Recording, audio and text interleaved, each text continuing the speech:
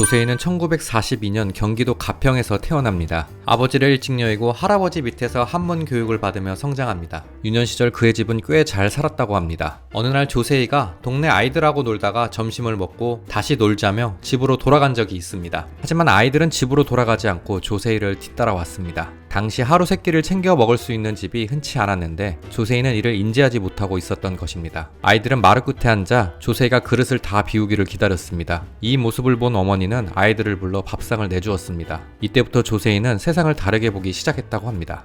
조세희는 1963년 서라벌 예술대학 문해창작과를 졸업 후 황순원이 교수로 있는 경희대학교 국어국문학과에 입학합니다. 이후 1865년 경향신문 신춘문예에 단편소설 돛대 없는 장선이 당선되어 등단합니다. 하지만 이후 10년간 희곡과 단편 한 편씩을 발표하는 데 그쳤습니다. 좋은 작품을 쓸 자신이 없었기 때문입니다. 그렇게 조세희는 작가를 포기하고 평범한 직장인으로 살아갑니다.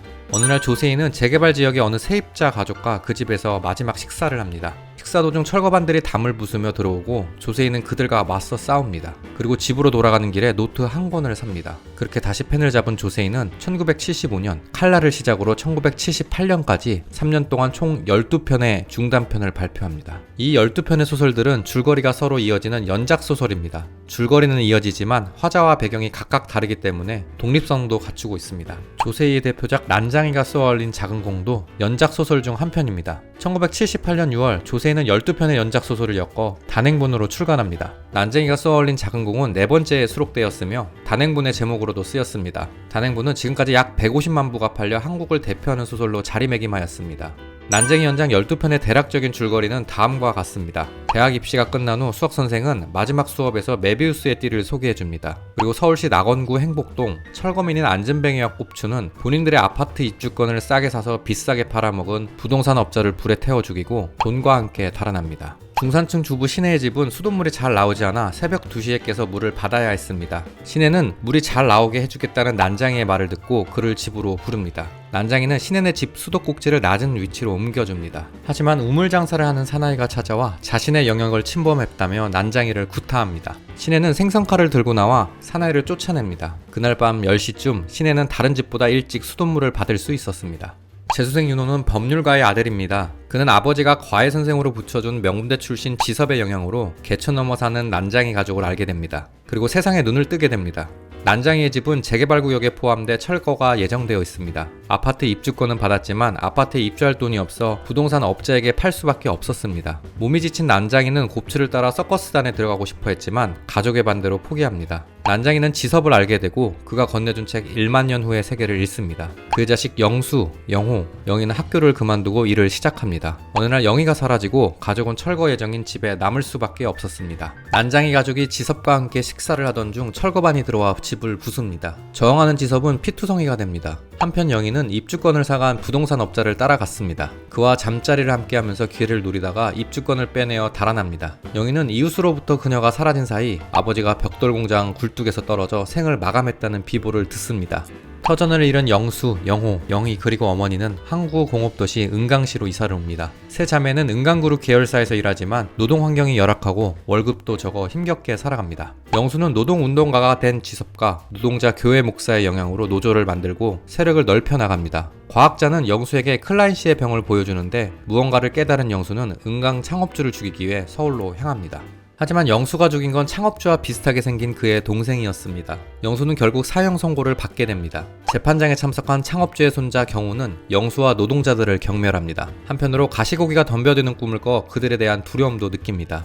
꼽추와 안전뱅이는 약장사와 서커스단 사장에게도 배신을 당합니다. 그들은 사장을 쫓기 위해 차를 얻어타려고 했지만 꼽추가 차에 치여 죽고 맙니다. 또다시 수학시간, 선생은 일을 그만두고 혹성으로 떠난다는 말과 함께 교실을 나갑니다.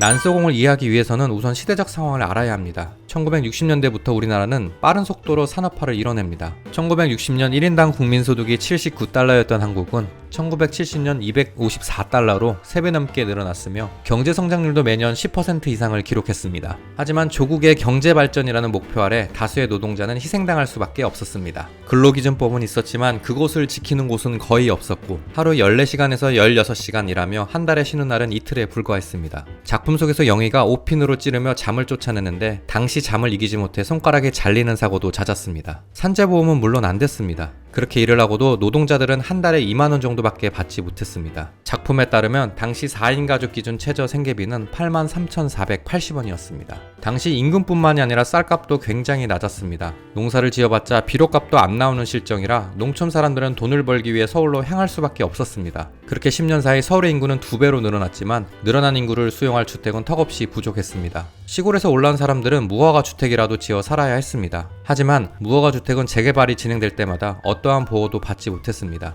빈민들은 다시 허허벌판에서 판자촌을 형성하며 살아야 했습니다. 1971년 아무런 인프라가 없었던 지금의 성남 지역까지 밀려난 빈민들이 들고 일어섰던 80 성남 항쟁이 그때의 상황을 단적으로 보여주는 예시입니다.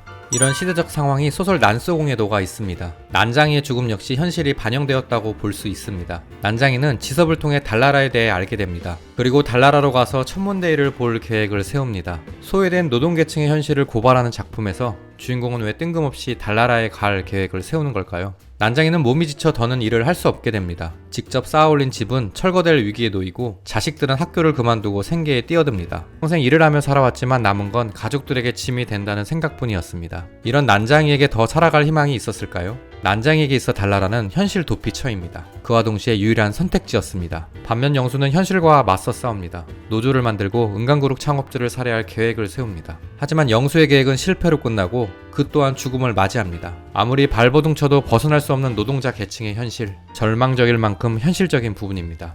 그럼 조세이가 난소공을 통해 궁극적으로 말하고 싶어하는 이야기는 노동자들의 비관적인 현실일까요? 작품 속에 등장하는 장치 메비우스의 띠와 클라인시의 병을 통해 그 답을 알 수 있습니다. 메비우스의 띠와 클라인시의 병은 안과 밖을 구분할 수 없다는 특징을 가지고 있습니다. 사용자와 노동자 간의 대립이 극명한 현실과 상반되는 개념입니다. 이런 양면성은 주변 인물에게도 나타납니다. 신혜는 경제적으로 중산층이지만 의식적으로 서민이어서 난장이에게 연민과 동질감을 느낍니다. 지섭도 명문대 법학과에 입학했지만 모든 걸 포기하고 노동자 권리를 위해 함께 싸웁니다. 윤호는 상류층에 속합니다. 하지만 그 역시 노동자들의 현실을 외면하지 않습니다. 그들은 두 계층 사이를 이어주는 징검다리 역할을 합니다. 조세이가 작품을 통해 궁극적으로 바랐던 건 사용자와 노동자 두 대립이 서로 화해하고 차별하지 않으며 조화롭게 공존하는 세상이었습니다. 조세이는 난소공 이후의 이야기를 담은 시간여행, 사진산문지 침묵의 뿌리 등을 발표합니다. 그리고 1990년 5.18 광주 민주화운동을 소재로 한 하얀 저고리를 끝으로 작품 활동을 그만둡니다. 대신 각종 집회에 참석해 소신 발언과 함께 약자들의 투쟁을 카메라 렌즈에 담아냅니다. 하지만 2005년 시위 현장에서 다친 이후 건강이 나빠집니다. 그럼에도 2009년 용산 참사 현장에 나와 연설하기도 합니다. 2022년 코로나19 확진 이후 의식을 잃고 쓰러져 12월 25일 끝내 숨을 거둡니다. 최근 하청업체의 근로환경이 크게 이슈화되었습니다. 또 안전장치 미흡으로 20대 여성 근로자가 숨져 해당 업체 불매운동이 일어나기도 했습니다. 조세이는 아직도 청년들이 난소공 내용에 공감한다는 게 괴롭다고 인터뷰한 바 있습니다. 난소공을 읽으며 그땐 그랬었구나 하고 넘길 수 있는 날이 언제쯤 찾아올까요? 오늘 영상은 여기서 마치겠습니다. 구독과 좋아요 아직 안 누르셨다면 한 번씩 눌러주시고 다음 영상에서 뵙겠습니다. 감사합니다.